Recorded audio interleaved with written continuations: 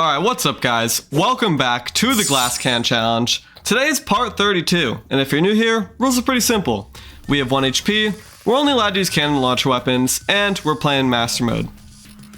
Today is an interesting video because it's the first time where I have no idea what to do next. Obviously the plan for today was to kill Golem, but I mean, literally like 15 minutes on a practice world was enough to tell me that this was not super feasible. The issue is, my initial plan was to actuate all of this, right? So I have all these actuators and stuff.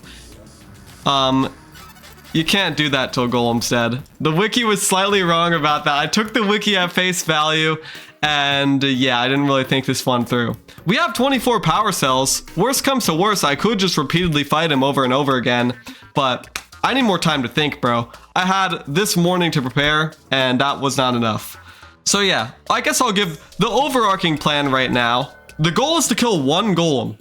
If I can kill 1 Golem with this shit-ass setup, and it's made even worse because this arena is tiny and bumpy, the absolute worst arena you could possibly ask for.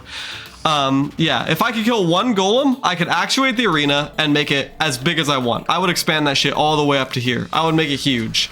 And if I can kill Golem enough times to get the Pixel, I could just pick this shit up and move it to the main arena. And even though he gets enraged when he's outside the underground jungle, it's Golem. He's gonna be free. But this is what I was talking about.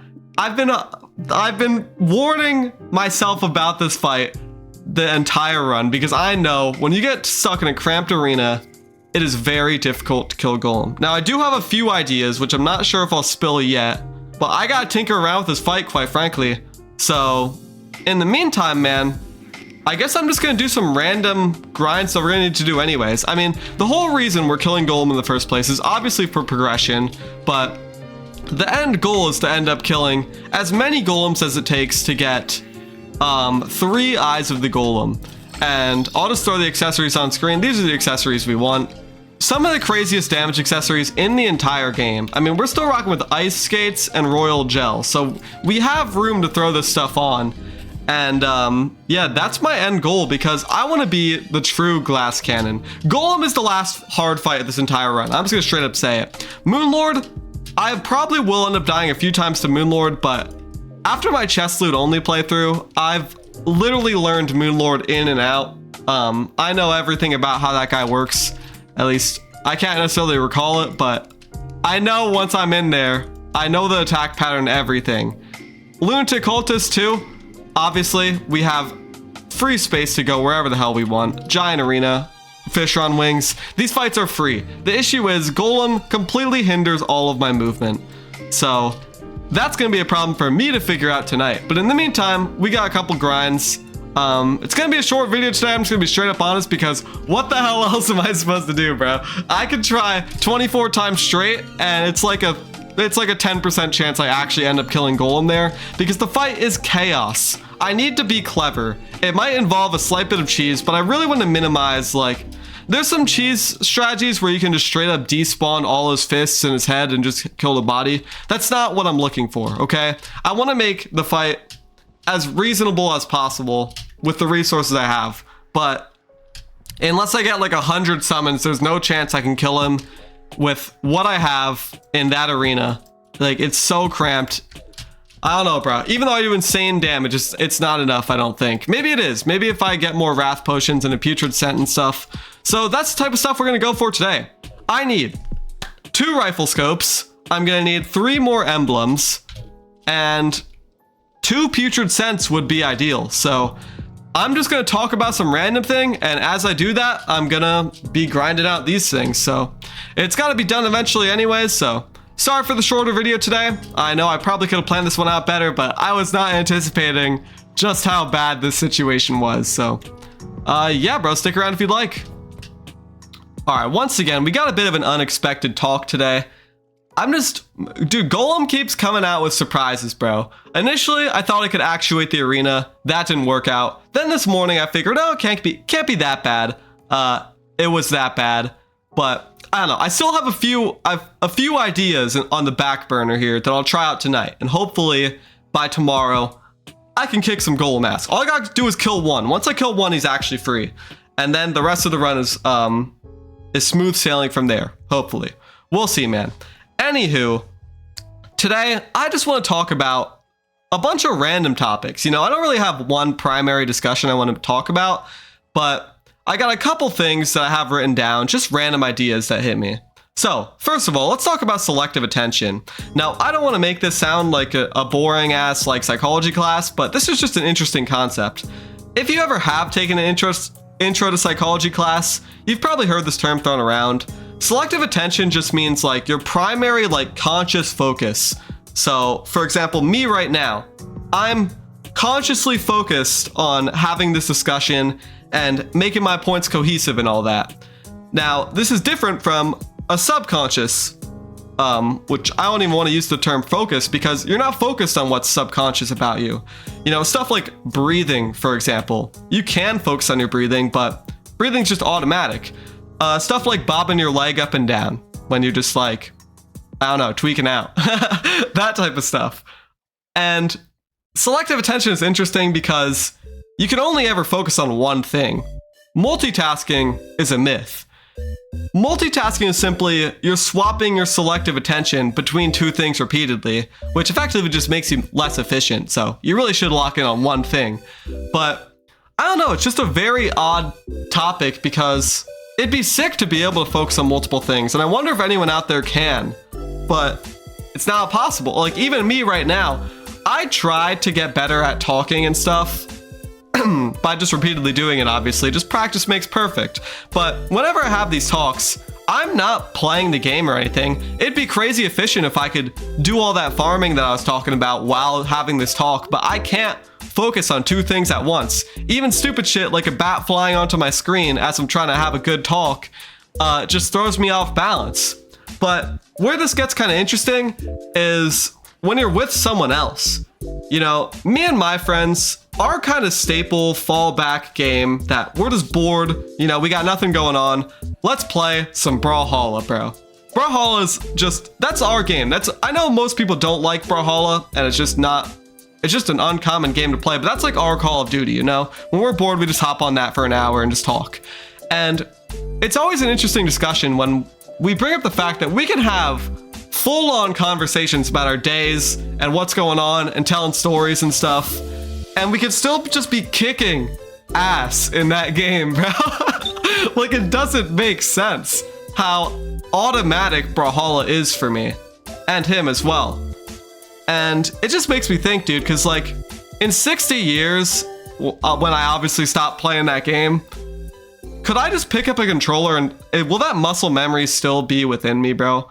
Because when I take, like, a 2-year break, it's just, like, it's still automatic. Like, that's just stuff, all those combos and shit are just, I feel like they're just ingrained in my mind.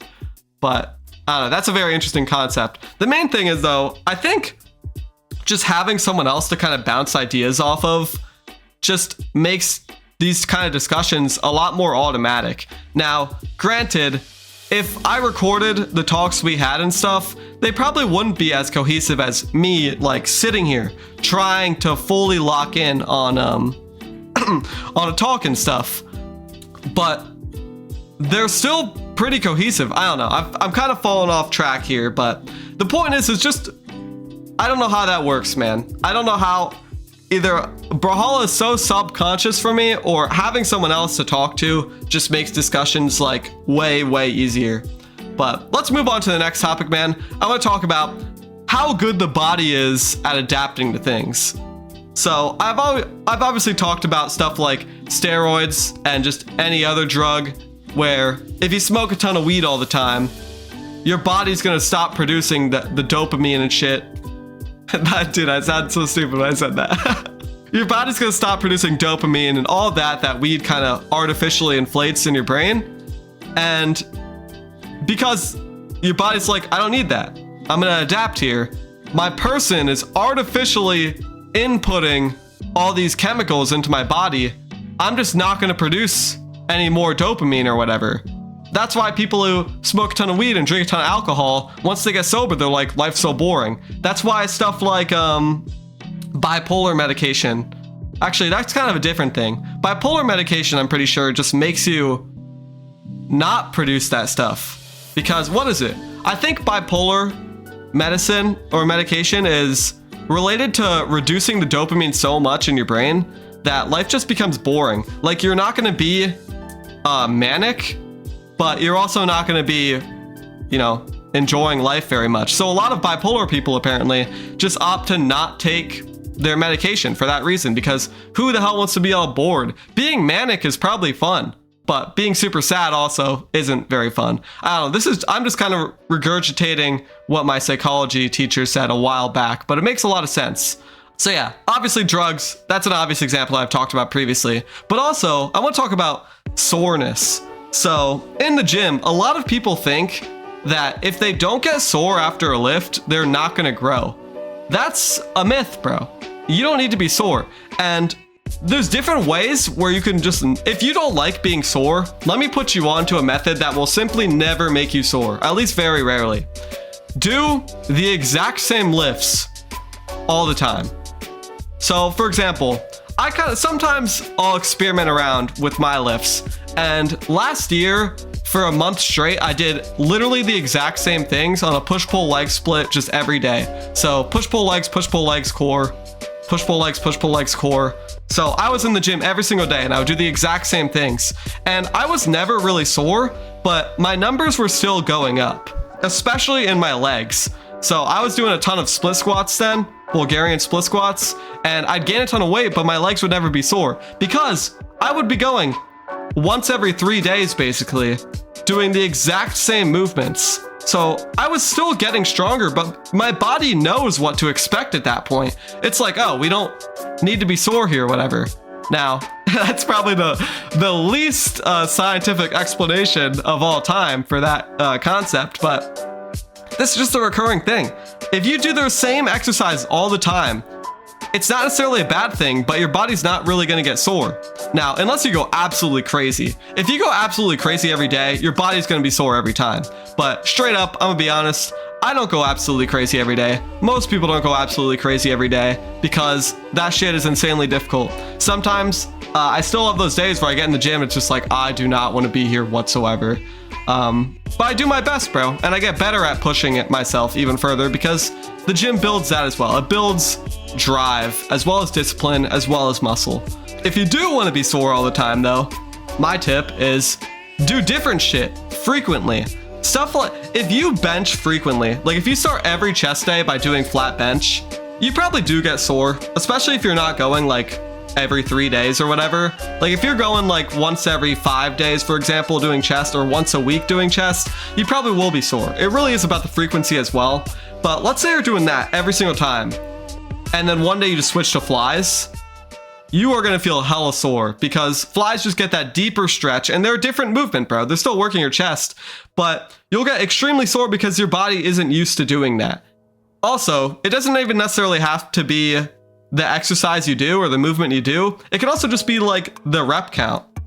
So for example, if you do 12 reps of leg extension at a heavy weight, and then one other day you're just like, I want to mix it up. I'm going to do 50 reps of leg extension at a lower weight. You'll feel crazy sore. Also, if you do that and you're like, I'm going to do the same amount of reps, but I'm going to cut the weight a little bit, and I'm going to squeeze and hold for like 3 seconds at the top of each leg extension, that's going to make you crazy sore. It's about mixing things up. Soreness isn't necessarily just directly correlated to how hard you worked, although it can be if you're doing like crazy shit, which is obviously the goal. So maybe soreness is the goal, but yeah, body's crazy at adapting to things. Selective attention is pretty cool. That's all I got today. I probably yapped a little while here, but sorry how Terraria focused this video was. I'm working on it, man. Sometimes I just simply can't. I couldn't kill Golem today, bro. Trust me, I'm not dipping into my stockpile of 24 power cells just to lose every single time. I need more time. So I hope you guys enjoyed the discussion. And I'm back at it tomorrow, man. And the day after that, and the day after that. And yeah, I got cool stuff planned for the future. Now that the glass can challenge is coming to an end, I got some cool stuff in the works. So thank you guys so much for watching, and I will see you all in the next one. Peace.